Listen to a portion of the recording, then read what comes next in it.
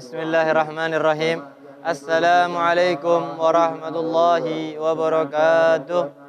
Alhamdulillahi rabbil alamin. Wassalatu wassalamu ala sayyidina Muhammadin wa ala alihi wa sahbihi ajmain.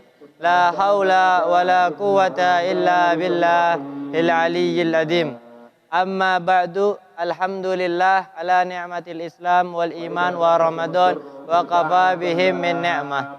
Segala puji bagi Allah Subhanahu wa taala mempertemukan kita kembali di acara senja Ramadan. Salawat serta salam kita haturkan kepada baginda Nabi Muhammad sallallahu alaihi wasallam yang menjadikan kita menemui dan mengerti tentang hal-hal mengenai Ramadan. Kita sekarang sudah berada di penghujung bulan Ramadan.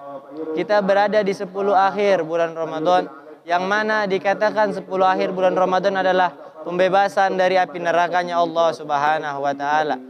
Akan tetapi ada beberapa golongan hamba Allah Subhanahu wa taala yang tidak dapatkan hal tersebut, tidak mendapatkan pembebasan dari api neraka.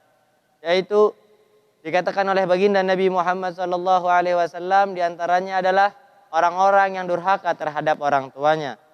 Karena Allah Subhanahu wa taala memerintahkan kita dalam firman-Nya, wa ghada rabbuka alla ta'budu illa iyyah wa bil walidaini ihsana.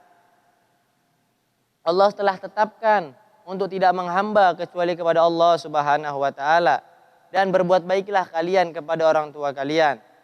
Allah Subhanahu wa taala memerintahkan kita untuk senantiasa berbuat baik kepada orang tua kita. Akan tetapi ada salah satu golongan hamba Allah yang dia berdurhaka kepada orang tua, maka dia tidak akan mencicipi tentang kenikmatan-kenikmatan di bulan Ramadan. Maka kita seharusnya sebagai umat baginda Nabi Muhammad sallallahu alaihi wasallam melakukan kegiatan yang baik terhadap orang tua kita, berbuat baik terhadap orang tua kita. Tidak pantas kita sebagai orang yang dilahirkan oleh orang tua kita, tidak pantas untuk berdurhaka kepada orang tua kita. Karena Nabi Muhammad SAW pun bersabda dalam sabdanya, Nabi Muhammad bersabda, tidaklah seorang yang durhaka kecuali dia tidak akan menyicipi surganya Allah Subhanahu wa taala. Maka tentu sudah pasti ditetapkan bagi orang-orang yang durhaka kepada orang tuanya akan mendapatkan nerakanya Allah Subhanahu wa taala. Kita sebagai umat baginda Nabi Muhammad SAW seharusnya berjuang di bulan yang mulia ini, berjuang di penghujung bulan yang mulia ini untuk mendapatkan pembebasan daripada api neraka. Akan tetapi kita sebagai umat baginda Nabi Muhammad SAW mendapatkan gelar orang-orang yang tidak berbuat baik kepada orang tua, maka niscaya akan mendapatkan nerakanya Allah Subhanahu wa taala dan tidak menyicipi tentang surganya Allah Subhanahu wa taala. Dari kisahkan Al-Habib Ali Al-Habsyi sahib Simbatud Doror, beliau adalah contoh anak yang berbakti kepada orang tuanya. Karena beliau di salah satu karangannya beliau berkata, andai saja ibuku menjualku di pasar sebagai budak, maka niscaya aku akan menerimanya. Karena ketika ibuku menjualku karena aku adalah hak ibuku.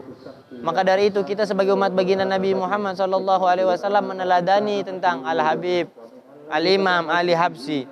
Dan dikatakan pula oleh salah seorang ulama yang lainnya, bahwasanya ketika kita berbuat baik kepada orang tua kita, maka Allah akan membalasnya di dunia sebelum di akhirat. Begitu juga ketika kita durhaka kepada orang tua kita, maka niscaya kita akan celaka di dunia sebelum di akhirat. Hadirin rahimakumullah. Kita sebagai umat baginda Nabi Muhammad sallallahu alaihi wasallam seharusnya terus berjuang untuk mendapatkan gelar anak-anak yang berbakti kepada orang tua kita. Dan salah satu hikmah kita berbakti kepada orang tua kita adalah kita berbakti kepada orang tua kita, dan anak kita pun akan berbakti kepada kita sesuai dengan sabda baginda Nabi Muhammad sallallahu alaihi wasallam, birru abaukum tabirukum abnaukum. Berbaktilah kalian kepada orang tua kalian, maka niscaya anak-anak kalian akan berbakti kepada kalian. Yang dimaksud dalam hadis ini adalah ada mendapatkan beberapa hikmah daripada hadis ini.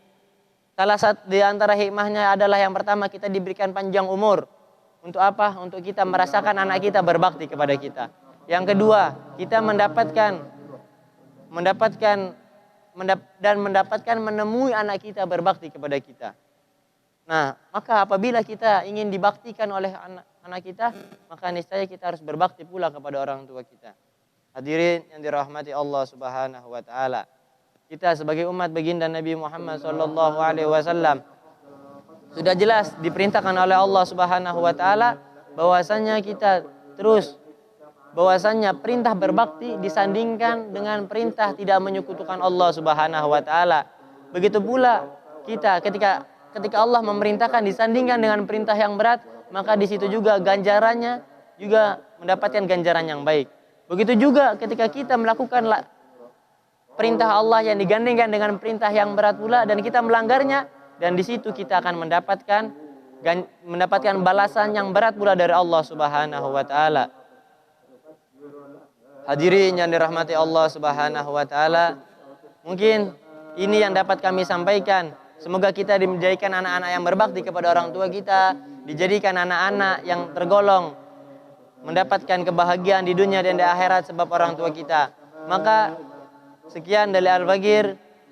Apabila ada tutur kata yang salah, itu datangnya dari kebodohan Al-Faghir. Apabila ada tutur kata yang benar, datangnya dari Allah, dari Nabi Muhammad, dan dari guru Al-Faghir. Sekian. Wassalamualaikum warahmatullahi wabarakatuh.